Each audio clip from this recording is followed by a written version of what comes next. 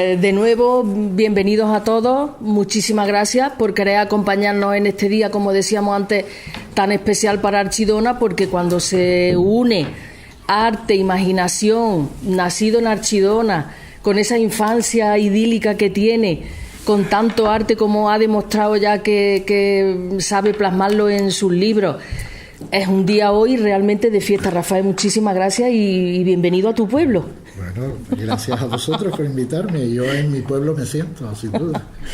Bueno, pues en la mesa nos acompañan Soledad Nuevo, nuestra bibliotecaria, y nuestra alcaldesa Mercedes Montero. Bueno, pues esto pretendemos que sea una conversación distendida. Yo voy a hacer una pequeña introducción. Esperemos, nos tenéis que perdonar, yo espero que no hagamos spoiler. Es difícil, cuando hay que hablar de una cosa es difícil, pero bueno, lo vamos a intentar. Y por supuesto, la primera recomendación, a leer. A leer, porque el libro es realmente de muchísima calidad, muy entretenido, te mantiene hasta el final, que yo decía, esto Rafael cómo lo va a rematar, esto cómo le va a dar unión a estas piezas tan, en principio, tres tramas que van avanzando, nos van contando la historia con tres personajes que van tirando de la historia, esto a dónde va. Y tengo que empezar por decir, ahora voy a empezar por el final, que a mí el final me ha dejado realmente sorprendida, porque es brillante y con unas reflexiones que ya cada lector en su momento saque. Yo saqué la mía propia y realmente me emocionó. Bueno, pues Las brumas del miedo es un escalofriante thriller policíaco con tinte histórico, repleto de intriga y acción que refleja el macabro descenso a los rincones más oscuros del alma. En Leipzig, Alemania, los cadáveres de 5 chicas desnudas han sido hallados en mitad de la noche a los pies del monumento a la Batalla de las Naciones, bajo las colosales estatuas de piedra conocidas como los Guardianes de la Muerte. Todo apunta a un asesinato ritual, el crimen más extraño al que Klaus Baumann, veterano inspector de la Policía Estatal, se ha enfrentado a lo largo de su carrera.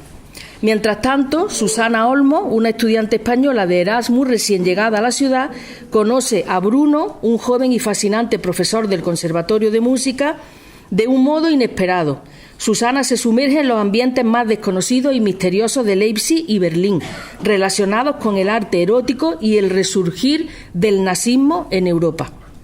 La investigación del inspector Baumann y la entrada de Susana en un mundo de sexo, droga, fanatismo y muerte confluirán de forma sorprendente en un desenlace del que ninguno de los protagonistas saldrá indemne.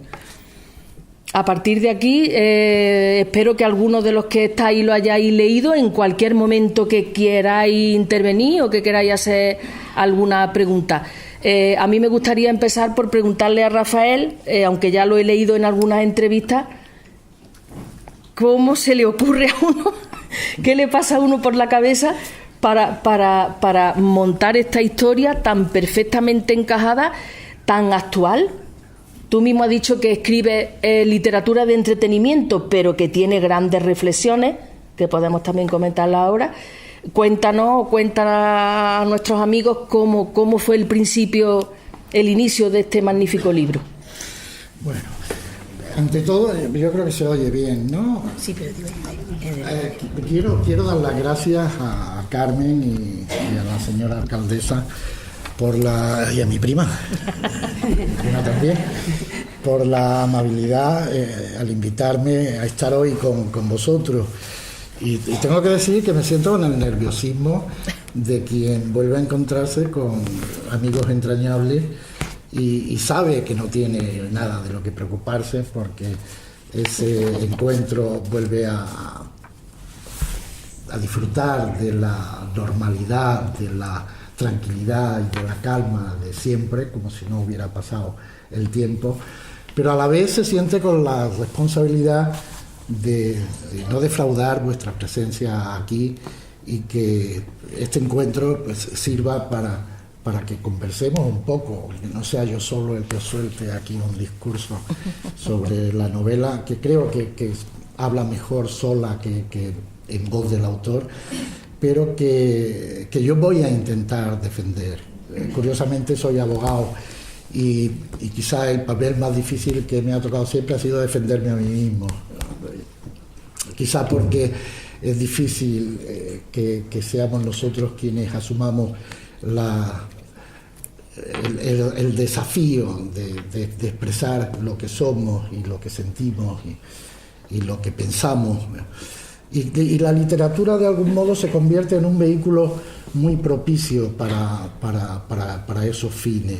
De manera que quizá leer mis libros sea un modo de conocerme a mí más allá de lo que yo mismo pueda deciros sobre esas novelas y sobre mí.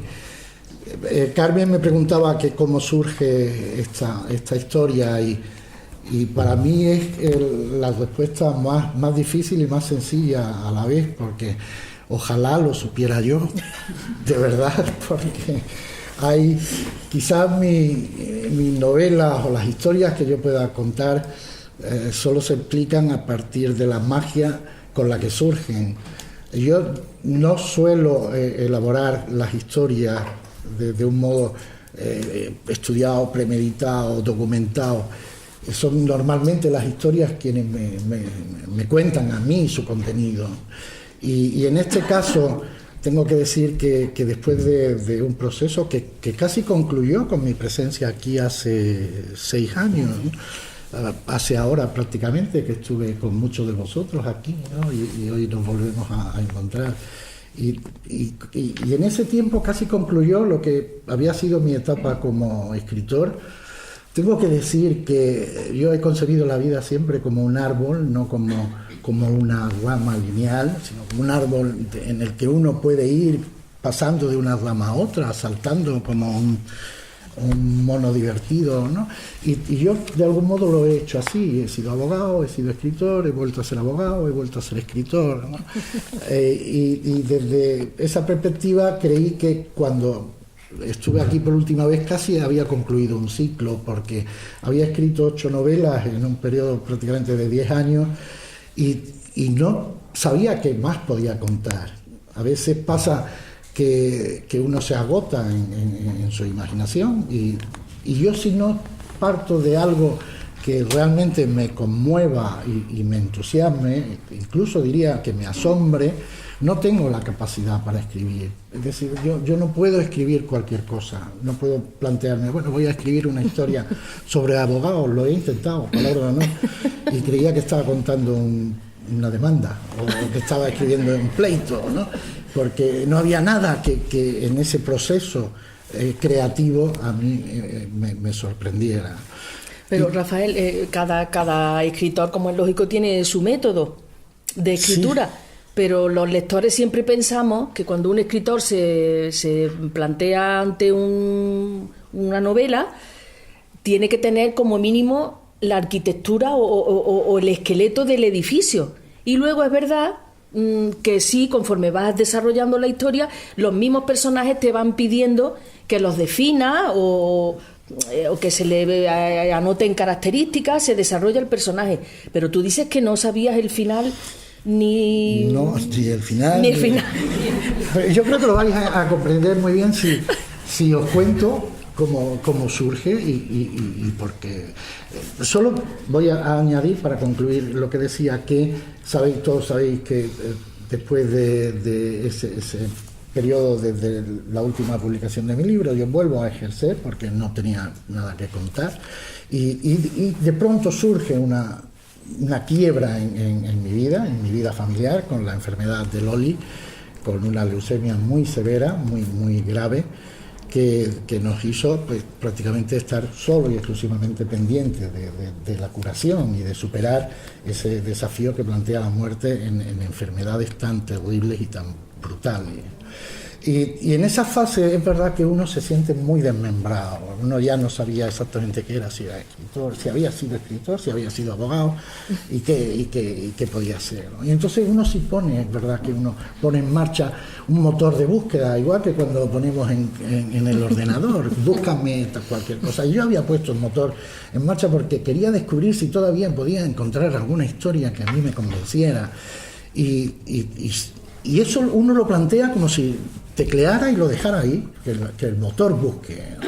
Y un día estando en Guadix, en una fase de calma que nos permitió la enfermedad, yo salí a fumar un cigarro a una terraza de un tercer piso y salí a fumar un cigarro. Si yo no salgo a fumar ese cigarro, yo no escribo este libro.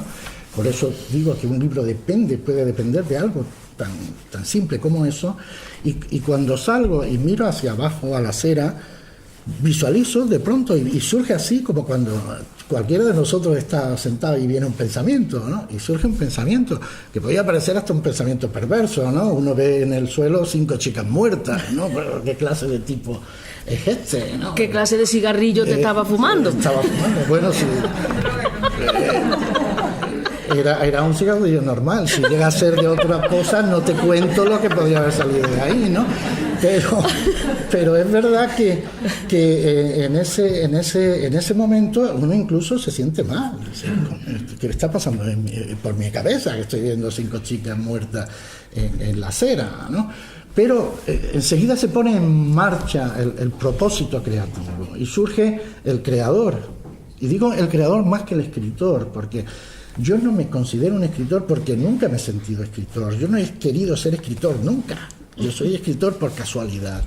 Y por esa casualidad se produce el fenómeno inexplicable de que a partir de esa idea la mente empieza a formularse preguntas.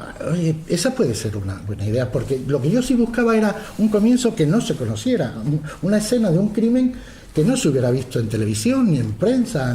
Yo creo que la escena que habéis visto aquí de esos cadáveres en esos sarcófagos hexagonales ante ese monumento no se ha visto nunca, creo yo, ¿no? En ninguna situación. Y de momento era algo original. Y empiezan las preguntas, bueno, ¿y esas chicas quiénes son? ¿Y por qué están ahí? ¿Y dónde están, sobre todo? Y empieza a producirse de nuevo el elemento mágico. Yo llamo a mi hermana Mari porque pensaba incorporar a un personaje como una estudiante de Erasmus, y le pregunto, Mari, ¿dónde estudió Andrea Erasmus? Me dice, pues Andrea estudió en Leipzig, que Carmen dice que lo ha visitado. Yo no, ahora hablaremos de eso si queréis, ¿no? Y entro en Google y pongo Leipzig, imágenes, y me encuentro con esos caballeros medievales fascinantes. Y yo estaba creando una escena mortuoria de 5 chicas que, si las colocaba delante de esos 6 caballeros visibles, creaban una simetría perfecta, ¿no? Y las simetrías, para mí, yo soy Libra, y las simetrías tienen su importancia. Yo tengo que estar en equilibrio, si no, no me sostengo. Y ese es el punto de partida. ¿Cómo surge todo lo demás? La inspectora que investiga el caso también debe ser Libra, porque también estaba ella buscando ese elemento que le faltaba para cuadrar ahí la geometría. Sí, pero fijaos, el proceso creativo al final es más simple de lo que parece, pero tiene su dificultad, sin duda. Pero ¿qué hace el escritor, o cuál es mi experiencia como autor? Formularse preguntas, y preguntas que tienen que tener una respuesta. Y lo que yo hago es elegir la respuesta que creo más interesante, la respuesta más coherente con la situación de inicio. Si hay 5 chicas muertas, ¿quién va a encontrar a esas chicas? Y ahí se vuelve a producir lo mágico, porque yo pienso de pronto en un guía de turismo, y lo pienso como a un personaje pero yo no sé quién va a ser ese personaje, ni sé qué historia se esconde detrás de cada una de ellas. Y a esa primera trama, que es evidente, la investigación que un policía va a realizar de esa muerte, empiezan a sumarse otras por un propósito de añadir dificultades. ¿Por qué no escribir una historia triangular trenzada que se vaya enlazando? Pero ¿cuáles van a ser las otras tramas? Yo eso lo veo muy difícil. Bien, entonces las otras tramas surgen también de esa manera. Si esas chicas tienen una historia, ¿por qué no son ellas quienes la cuenten? En vez de ser el narrador que va a contar la investigación del policía alemán, que se va a preguntar qué demonios hacen aquí estas 5 muchachas tan bellas, porque había otro tema que me interesaba especialmente, y era enfrentar al lector con la misma brutalidad con la que se enfrenta el policía y con la que me enfrenté yo al ver a las chicas. Es una escena bella, Las chicas están en una actitud de reposo. Hay belleza, erotismo en esa imagen. Pero es una imagen perversa a la vez, porque son chicas muertas. Y esa idea era la que me motivaba para profundizar en esa historia. ¿Qué se esconde detrás de la belleza del horror? Porque la muerte es el horror. Muy bien. Mira, yo tengo aquí, buscando cosas un poco, la idea de que la definición de lo que es un thriller, que la novela podemos calificarla que es eso. Vamos a ir preguntándonos cosas a ver si tu novela encaja o no encaja en este cuestionario. Bueno, lo primero dice, el término inglés thriller o thriller no tiene una definición exacta en castellano. A grandes rasgos podemos decir que es una mezcla de emoción, suspense y hasta miedo. Una de sus múltiples traducciones es estremecimiento. Todo thriller debe tener, punto número 1, plantear un misterio. Logrado. Tener unos personajes bien delineados y con motivaciones claras. Lo tiene. Sembrar dudas e incógnitas en la historia e ir diseminando pistas aquí y allá, aunque estas no siempre apunten a la solución del misterio. Lo tiene, ¿no, Sole? Redondearlo todo con un lenguaje capaz de crear intensidad y expectativa. Lo tiene. Que la historia sea coherente y que el desenlace cumpla la expectativa y no defraude, porque no deja de ser una novela realista, con muchas capas, pero una novela realista tiene que tener una verdad completa. Tú no puedes al lector ahora sacar una varita mágica y salir por los cerros de Úbeda. Entonces, ahí, desde mi punto de vista, lo cumple también.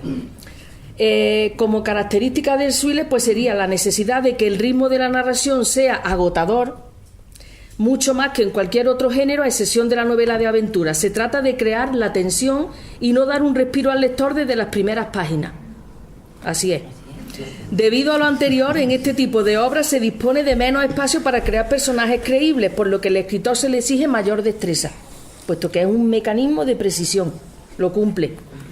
Son obras muy realistas, ya lo he dicho antes, porque lo que es necesaria por lo que es necesaria la documentación de todo aquello sobre lo que se quiere escribir. O sea que, Diana, total. Pues fijaos, en ese punto, como decía, yo no ni siquiera hoy me siento escritor, yo sigo considerándome un aprendiz de escritor y me definiría más como un lector que escribe para lectores que buscan historias como las que yo imagino. De manera que es verdad que existe toda esa teoría sobre los géneros literarios, sobre las características que deben tener, pero todo eso para mí es un hallazgo casual, es decir, sí, no es un planteamiento a priori. Yo no parto de un método, no me planteo voy a cumplir con los requisitos de un thriller. Es más, diría que me interesa sobre todo la fusión de género, elegir elementos de géneros muy diversos, y creo que en esta novela hay una base muy sólida de aprendizaje en la novela juvenil que exige porque tiene una dificultad añadida, y es la de atrapar a un lector juvenil. Quizá no haya nada más difícil que un lector juvenil, porque al contrario de lo que se pueda pensar, es mucho más exigente que el lector adulto, que muchas veces incluso lo admite. Yo termino los libros aunque no me gusten. Un joven probablemente, si no le gusta un libro, lo cierre y quizás sea lo mejor que haga, ¿no? Y en ese sentido yo no tengo ese método. Sí intento que en la historia vayan confluyendo elementos que sean interesantes para mí, y por eso las elecciones que voy realizando creo que luego, si me sorprenden a mí, pueden sorprender al lector. Y es verdad que yo he disfrutado esta novela enormemente. Mi experiencia al escribirla era de un gozo continuo. Yo estaba escribiendo y pensaba, bueno, ¿y cómo se va a resolver esta situación, no? y me salí a fumar un cigarro. Estoy haciendo una confesión de fumador adicto, evidentemente, ¿no? Porque después de haberlo dejado volví a fumar y bueno, pero tengo que decir que salía a la terraza, me fumaba el cigarro y entraba entusiasmado y se lo decía a mi hija, tengo la respuesta, porque creo que realmente en esta novela, y lo digo sin ser yo sin plantearme que soy yo quien la ha escrito, creo que es una novela que puede apasionar, que es apasionante por la diversidad de trama, por la diversidad de secuencias, por la diversidad de componentes personales. Los personajes para mí han sido también un logro fantástico, porque eran ellos los que hablaban. Yo me limitaba a escribir como si estuviera oyendo una conversación entre ellos. Y creo que el personaje se hace verosímil, se hace creíble ante el lector, sobre todo con su propia voz. Es verdad que uno puede describir y puede contar, pero el personaje asume la responsabilidad de contarse a sí mismo. El personaje, cuando habla, si está diciendo gilipolleces, el lector se va a dar cuenta de que está diciendo gilipolleces. Un diálogo que no se sostiene, al lector no se le cuela. El lector está diciendo, ¿y esta tontería que viene?, ¿no? Por eso, cuando es el propio personaje el que dice, yo voy a hacer y voy a tener este protagonismo en esta historia. Por eso, para mí hay una cierta autonomía en la propia evolución de los personajes. No quería que el policía fuese un policía típico de novela negra, como se exige en el género, un policía con una carga de frustración enorme, con un conflicto interior tremendo. Sí, la mayoría de las novelas... Muy dado al alcohol, fumador como loco, ¿no? No, era un policía normal, pero es un policía que se va a enfrentar a tener que desvelar una verdad que puede ser muy incómoda socialmente, sobre todo en Alemania, ¿no? Como son esos movimientos que están en auge, movimientos neonazistas o movimientos... Sí, ahí es donde entramos, enlazamos con una realidad... Que por eso hay detrás de toda esa historia, detrás de todos esos personajes, detrás de esa intriga, creo que hay una reflexión de fondo sobre nuestro tiempo. Hay un personaje que para mí es el símbolo de la democracia, el modo en que las democracias están en una decadencia absoluta y que son presa fácil de entidades o entes que pueden ser muy peligrosos para la propia supervivencia de las democracias, porque no se protegen a sí mismas. Y hay otros personajes que para mí simbolizan Europa. Es la fragilidad de la propia idea de Europa, o cómo la propia Europa puede abandonar una determinada posición porque no es conveniente para su propia cohesión, ¿no? Entonces, no es solo para mí una novela, como decía Carmen, de intriga, no es un thriller. Hay aspectos de una gran carga erótica, creo yo. No sé, ha habido amigos que me han comentado que le ha sorprendido, no sé si por la manera en que yo lo cuento o por la esencia de la escena, ¿no? en sí. Pero por eso hay una diversidad que yo definiría como multigénero, ¿no? Hay personajes maravillosos, como lo has comentado tú, el guía turístico. A mí me parece fascinante. Ese me parece un hallazgo brutal. Cuéntanos un poquito. La ha definido como tú te has definido a ti, como un árbol. Es que hay tantos personajes y que no hay no solamente una sola dirección. Ahora sales por aquí, ahora sales por allí, te tiene, desde luego, desde el principio.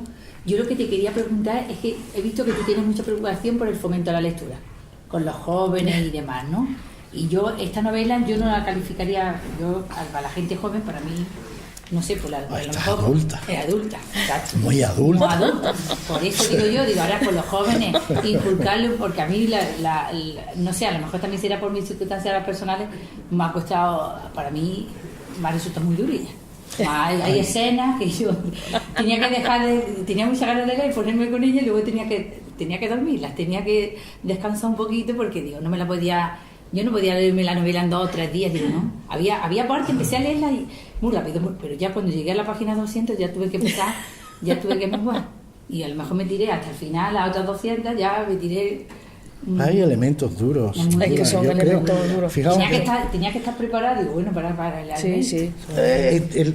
Y luego, como lo describe tanto, es tan descriptiva, pues de todo. En mi intención de escribir ha estado muy presente siempre el niño, y además el niño de Archidona, porque yo viví aquí mi infancia y la viví de una manera. He estado con Jorge Toro, amigo entrañable, antes de venir aquí juntos, y hemos estado hablando de eso porque es una asignatura que yo tengo pendiente, un ajuste de cuentas con nuestra infancia, ¿no? Y es verdad que siempre tenía la vocación didáctica del diálogo entre el adulto, que soy totalmente, y el niño que fui y que creo que podía ser el destinatario final de mi novela, ¿no? Siempre has dicho que tu etapa de escritor de literatura juvenil ha estado siempre basada en tu vivencia, en tu infancia y tus primeros años en Archidona, ¿no? Sí, esa inquietud. Claro, no es una literalidad, pero sí es un haber vivido una experiencia y una... Es que yo creo que en Archidona se vivía una infancia que no se ha vivido en muchos pueblos, no lo sé, quizás, pero es verdad. Y una infancia y una adolescencia y juventud, creo yo, ¿no? Estaba la residencia femenina, estaba por ahí también Pepita, no sé si se ha ido, ¿no? Pepita Gardín, y está Mirencho, ¿no? Con el colegio menor, y creo que Archidona dispuso de unos elementos institucionales incluso, que no tenían ningún otro pueblo, y lo convertían en una especie de universidad. Pero además está también por ahí mi amigo Pepe Luque, ¿no? Mi querido amigo Pepe Luque, y Dieguito va a cumplir años ya mismo y le va a llevar a Gregorín un libro firmado. Que os quiero decir con eso que vivimos historias tan intensas, ¿verdad, Pepe? Es que con 10 años o con 11 años estábamos en la laguna solo, Dieguito Vázquez, Pepe Luque y yo, y eso hoy es impensable. Y nosotros estábamos viviendo verdaderas aventuras de quedarnos con el fuego en la noche, con una escopeta de plomo, con un machete, con una caña de pescar. Pues, sin duda que eso te deja una impronta. Y luego vino la adolescencia, que fue fascinante descubrir aquí en este pueblo tan bonito esta diversidad de espacios, de rincones, y luego la juventud con el instituto, con Peláez, con la cultura, la música, pues te vas de aquí con un bagaje que llevas una mochila para recorrer el mundo, sin duda. Y cuando descubres que hay esa inquietud que está dentro, aunque no la conoces, no la has descubierto todavía, pues esa imaginación, ese pozo de imaginación, sumado a las lecturas que yo hice, no sé cómo antes se descubría la lectura, yo lo descubrí mirando los lomos de la colección de Salvás que había en la casa, ¿no, Ángel? ¿Tú te acuerdas? Os acordaréis mucho de esa colección de 100 libros, que eran naranjas, verdes. Sí, claro que sí. Y yo fue cuando vi la palabra aventura de Tom Sawyer, y luego de Tom Sawyer pasé a los viajes de Gulliver y a Robinson Crusoe, y luego me leí alguno que había por mi casa que no debiera de haber leído, pero esos fueron los comienzos. Entonces con esa mochila, como decía, se puede ir uno a cualquier lugar. Y tú has dicho que ya tenías ganas de escribir para adultos, como fue tu novela anterior, El péndulo, y con esta de ahora, ¿no? Sí, fíjate, El péndulo era una historia más suave, más floja. Yo, ahora que he escrito esta, tengo que admitirlo.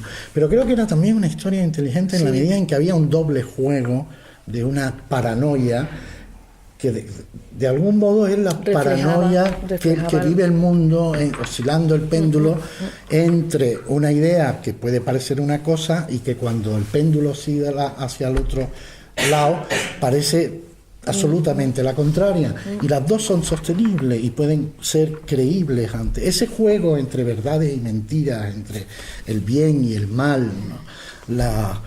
El amor y el odio, ese juego entre dualidades a mí me parece apasionante.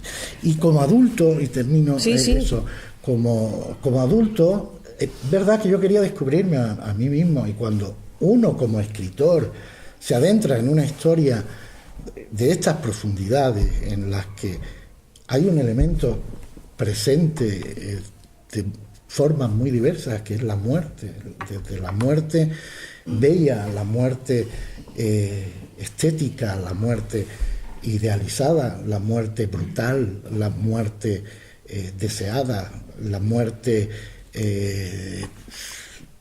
odiosa.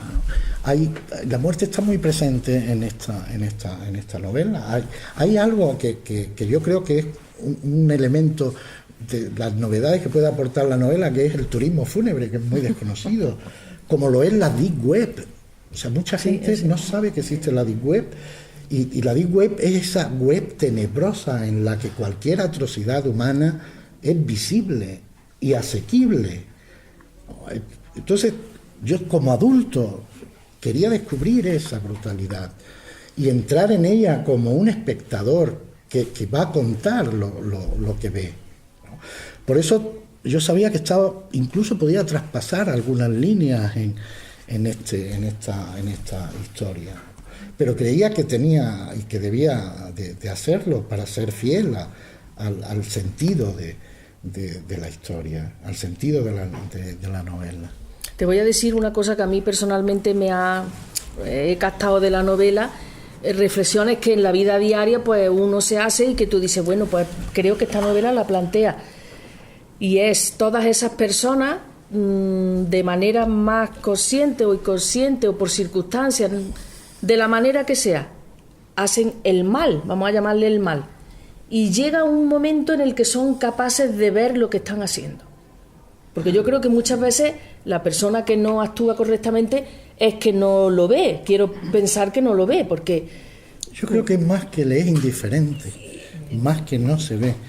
El problema, y creo que es uno de los problemas de nuestro tiempo, es el problema de la deshumanización que estamos viviendo. Creo que el ser humano está dando pasos atrás en lo que han sido sus grandes logros.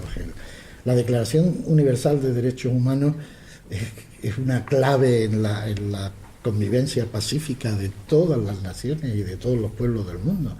Y sin embargo, hoy esa Declaración de Derechos Humanos está muy olvidada. Y hay verdaderos fantasmas que pueden ser inquietantes y que se empiezan a hacer visibles. Aquí detrás dice algo que puede parecer algo presuntuoso, pero que yo lo comento como anécdota, y es El péndulo, la novela de Rafael Ábalos, publicada en 2011, que ya anticipaba el ascenso de Donald Trump a la presidencia de Estados Unidos. Y yo no soy adivino, yo no cogí una bolita mágica, pero sí soy un observador de la realidad, como lo somos todos cuando oímos noticias y conversamos sobre hacia dónde va el mundo. Y es indudable que el mundo en Estados Unidos iba hacia unos movimientos que habían permanecido silenciosos hasta que han dicho: esta va a ser ahora nuestra voz, y nombran a un personaje como Donald Trump para que no solo los dirija a ellos, sino para que prácticamente gobierne el mundo. Y eso es señal de que algo no funciona. Y no funciona en la democracia como sistema capaz de generar el aliento de su crecimiento, no de su propia destrucción. Y en el mundo esas amenazas hoy son reales. Y no pretendo yo convertir este encuentro en un encuentro apocalíptico, ¿no? Ni mucho menos. Pero creo que hay evidencias Una de las cosas que a mí me pasaba cuando escribía este libro es que cuando buscaba información sobre movimientos neonazis en Alemania, me encontraba que lo que yo estaba contando no era ninguna fantasía mía. ¿Sí? Hay grupos en Alemania que tienen nombres que yo ahora mismo no recuerdo, que han cometido asesinatos y a los que se ha involucrado con determinados tipos de crímenes no resueltos, en los que hay chicas muertas y chicas que han sido violadas. Y quizás sea porque hay determinadas ideologías que al alcanzar ese grado de deshumanización, consecuencia de su propio origen ideológico, que se vincula con el ocultismo, que se vincula con lo diabólico, adquieren un grado de deshumanización, un grado de brutalidad en la que uno puede ser impasible ante la mayor de las barbaries y ante el mayor de los sufrimientos humanos. Y eso sin duda que es inquietante. Y está pasándonos que cada vez somos más indiferentes ante todo eso. Y eso es algo que yo analizo en esta novela. Claro, percibe el como, día a día. Como en El péndulo percibía esos movimientos que no solo están creciendo en Estados Unidos, sino que están creciendo en el mundo. Y lo inquietante no está en que se sea de derecha o se sea de izquierda, lo inquietante, porque todo eso está dentro de esa Declaración Universal de Derechos Humanos. El problema está cuando nos salimos de esos parámetros. Entonces hemos desbordado los límites y a partir de ahí cualquier barbaridad es posible. Muy bien, pues ¿te parece que, como dijimos, cualquiera que quiera hacer algún comentario o alguna pregunta? Sí, Manolo. Ah. No, es pronto.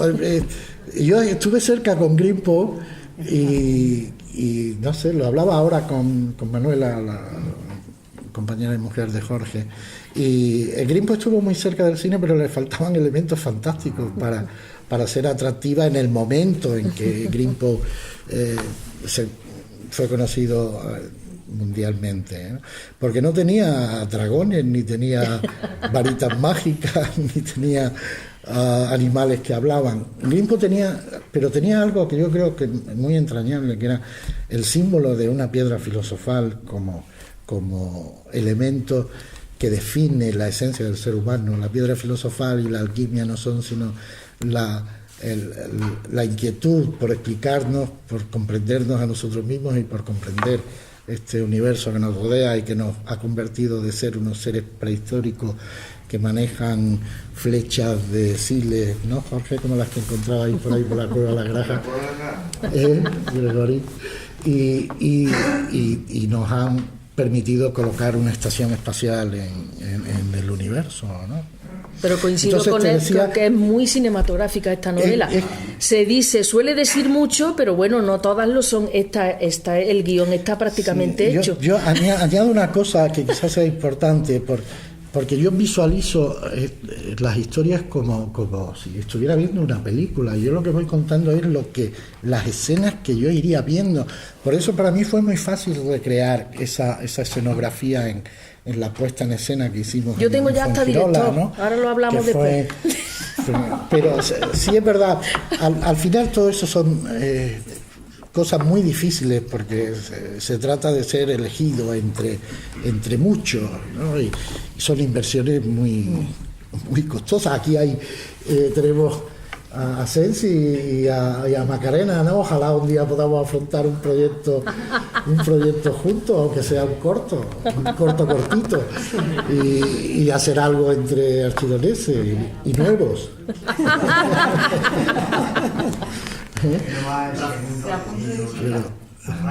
Sí. El segundo apellido, ¿por qué no va ahí? Mira, el segundo apellido a mí me costó un disgusto con mi madre. Y lo vais a entender conociendo a mi madre, ¿no? La pobre. Que porque yo me empeñé en que apareciera nuevo, ¿eh? Yo decía a mi editora y a mi agente literaria que mi madre tenía que aparecer en la portada de la novela, sobre todo de la primera. pero me lo impidieron cuestiones comerciales. Macarena y Sensi también sabrán mucho de eso. Es una cuestión de sonoridad, de marketing, de contundencia, ¿no? Me decían, Rafael Ábalos suena muy bien, Rafael Ábalos nuevo ya más flojito, ¿no? Quizás pero yo tengo que decir que yo me siento muy nuevo, ¿eh? aunque no esté puesto en la portada del libro. En la portada, y como decía un compañero mío abogado de Fuengirola, ya no tan nuevo, pero sí, Isidoro, dime. Rafael, ¿por qué utilizas en la portada de tu libro ese símbolo celta que es el trisquel? ¿Qué significado, qué relación tiene con...? Fíjate, para mí solo es una cuestión estética. Yo busco un símbolo que no sea un símbolo nazi de la Cruz Gamada, pero que tenga un componente esotérico. Sabes que los símbolos nazis tienen su origen en la mitología celta. Los dioses nazis querían, o los nazis buscaban sus dioses en los dioses celtas, ¿no? Y encontré este signo y me encantó por su propia estética, porque es un triángulo. Se puede formar está dentro de un triángulo y de un círculo, ¿no? Y casi se puede establecer una relación con la cuadratura del círculo, el triángulo, la tridimensionalidad que yo le quería dar a esta novela, con la presencia de esos sarcófagos tridimensionales pintados y de las 3 tramas en las que se plantea la novela. Esa experiencia ya la hice con Cot, y por eso fue la palabra Cot. Cot significaba nada, era KOT, porque eran 3 tramas que se iban entrelazando. Luego descubrí que dentro de la palabra Cot podías extraerse la palabra gótico, y la novela que yo escribí era sobre una leyenda gótica en Nueva York que nunca existió, porque en Nueva York no hubo Edad Media, ¿no? Pero este símbolo tiene esas 3 dimensiones que le dan un sentido a una de las sociedades ocultistas que se manejan en la novela, y se desvela el sentido. Es decir, a mí hay una cosa que me encanta, que es crear una leyenda donde no la hay, y inventar una historia donde había otra. Y ese es un poco el juego también de esta novela. Es jugar con la leyenda, con el mito, de un modo distinto al que yo he conocido, o al que se había planteado. Que haya un edificio emblemático también es casi una constante en tu novela, ¿no? Sí, porque son los sitios un poco los que deciden el lugar. Hablaba ahora también con Jorge, que yo no he escrito todavía una historia que se desarrolle en España. Eso te iba a decir. Ni con personajes españoles. En esta es que yo no elegí el sitio. El sitio, como habéis visto, lo eligió mi hermana Mari. Cuando yo la llamé por teléfono. Y el péndulo, yo lo vi cuando fui a Nueva York a un encuentro con alumnos de Naciones Unidas, y vi el péndulo colgando de Naciones Unidas, y me pregunté qué historia habría aquí detrás, ¿no? Bueno, había una historia. Y en Greenpoint estaba la catedral de Chartres, que el laberinto tiene un significado vinculado con la alquimia y la historia de los templarios, y yo le di un sentido que creía que era muy bonito, ¿no? Él siembra la semilla y verás crecer la flor de la sabiduría, ¿no? De manera que todos esos espacios determinan la historia que yo voy a contar. Tengo que deciros que he manejado durante mucho tiempo la idea de escribir la novela de Archidona. En Archidona hay una gran novela, y todos lo sabéis, ¿no? Y yo creía que esa historia solo la tenía yo, porque yo tengo el sumario del crimen de Archidona desde hace 20 años. ¡Hala!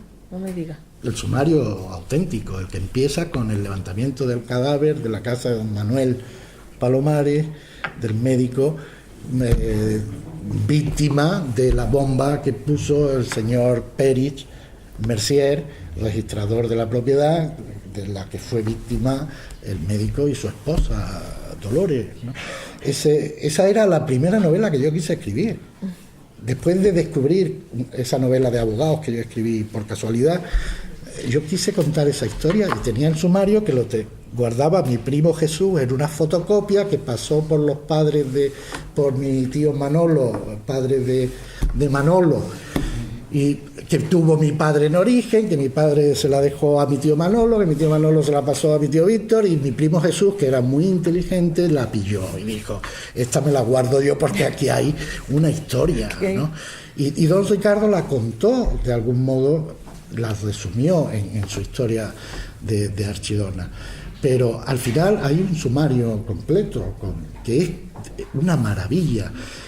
Yo vine un día para ver si me ponía a contar esa historia y me ponía a investigar, hablé con Sole y lo que me sacó fue un libro en el que mucha gente ya había contado esa historia. Se hizo un intento, yo lo desconocía, ¿no? Que hubo una edición de un libro en el que muchos autores en internet participaron contando lo que sería su versión de esa historia. Y entonces yo deseché la idea de contarla. Pero yo no quería escribir esa historia que creo que es fascinante por el triángulo amoroso que había en ese trasfondo, ¿no? Del crimen. Tiene todos los elementos. Tiene un montón de elementos. Yo creo, la gente se sorprende cuando le dicen, es que en Archidona se cometió el primer crimen con paquete bombas de la historia del mundo. No lo saben, no saben eso. No, porque es un crimen que quedó muy diluido así como hay otros crímenes mucho menos meritorios que este, porque este fue meritorio. El tío, es que no sé si os acordáis que el tío manda la bomba no explota, ante la impaciencia de cómo no ha explotado este artefacto, vuelve a mandar un segundo paquete, y el médico lo había abierto y lo había dejado en su mesa, el primero, y lo que había visto es que aquello que venía de la calle Mesones, de la farmacia de la calle Mesones, como electromagnetismo del doctor Parner. O sea, que era un artilugio médico. Fijaos la imaginación del registrador, ¿no? Y cuando el tío abre eso y ve que ahí lo que hay es algo que huele mal y cables cruzados, lo deja en su mesa y empieza a mosquearse. Y le llega otra caja que tampoco explota porque el médico, porque el bosqueo que tenía, porque él estaba mosqueado, él sabía que ahí no había algo claro, la vuelve a dejar en la mesa. Y confiesa a la cocinera que una noche en la cena le da una carta de la farmacia de Granada en la que el médico la abre y le dice, confiamos en que y la mujer le dice, pero todavía no has abierto ese paquete. Probablemente quedaron en abrirlo a la mañana siguiente. La mujer fue al gabinete, abrieron el paquete estalló, ese sí lo decapitó, le prendió fuego al cuerpo, destrozó el piano que había en el gabinete, las mesas del escritorio, y la mujer quedó muerta por causa de una esquirla de metal, de una lata de carne de membrillo de Puente Genil,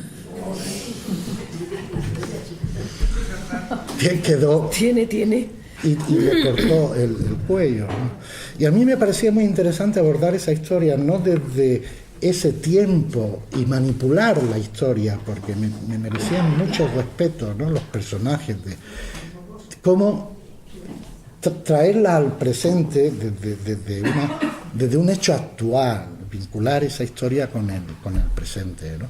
Pero como digo, esa es una novela que probablemente ya no escriba. Pues nos ha dejado con la gana de... Sí, a mí me gustaría. Es muy interesante. Es muy ¿eh? interesante, Es muy interesante. Hagamos el corto. Bueno, pues es cuestión de ponerse a trabajar en hay él, que ponerse, a ver si de aquí sale algo interesante. Yo tengo escritas bastantes hay mucho páginas arte, de hay eso, mucho arte aquí. Y la abandoné por ese motivo, porque creía que iba a dar la impresión de que ya era algo a lo que yo me sumaba. Yo que creía que tenía la exclusiva, y resultó que la noticia andaba por el mundo, ¿no? Y claro, ya pues, digo, ahora parece que soy yo el que va a copiar tampoco me gustaba la idea de copiar a nadie, ¿no? Porque ¿cómo se llama el libro? del crimen de Archidona, ¿no? Era un grupo de gente, colectivo, cada uno de una versión y fue una historia continuada. Sí. Yo no quiero cansaros, como la noche es nuestra, vámonos y nos la quedamos por ahí tomando cerveza. ¿Alguna pregunta más? ¿Algún lector que quiera hacer alguna pregunta o que no lo haya leído pero que tenga alguna curiosidad? Sí, yo quiero... Sí. He notado en la novela que el lector participa activamente en la investigación de la trama, de las tres tramas que conforman la novela. Eso te hace investigar y averiguando, aunque no aciertas, pero estás siempre... Bueno, me interesaba mucho ese enfoque. Por eso quise que la historia de las chicas la contaran ellas en ese chat de la Digüez, porque eso permitía... Sí, te ha gustado. Pues yo quería que fueran ellas las que contaran la historia de manera que el lector sabe más que el policía que investiga el crimen, porque el policía no tiene ni idea del chat. Y el personaje de Susana, la estudiante Erasmus, va descubriendo una verdad distinta a la que va descubriendo la policía. Y el lector tiene que hacer su propia elección a lo largo de la historia, ¿no? Ir componiendo su propia verdad.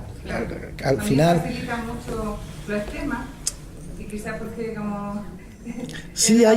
¿no? Pues haz como una especie de resumen para que no nos perdamos. Sí.